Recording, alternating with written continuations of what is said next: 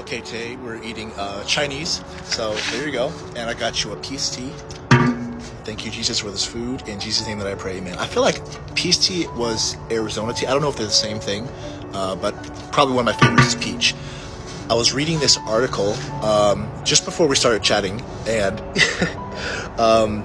it was talking about how mental health issues amongst teenagers was at an all-time high, and that different governors all around the U.S. are setting aside more and more money to allocate towards mental health services.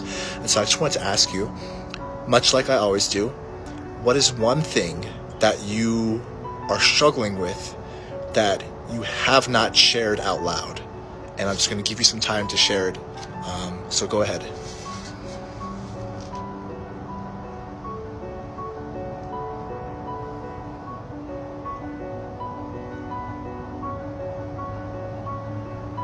Okay.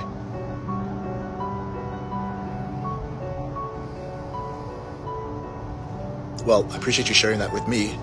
I know it can be super difficult to just even speak it out loud, and sometimes there's a lot of power in hiding things or just keeping it more private. So I think this is the first step in hopefully you getting some sort of relief from that sort of struggle that you're going through.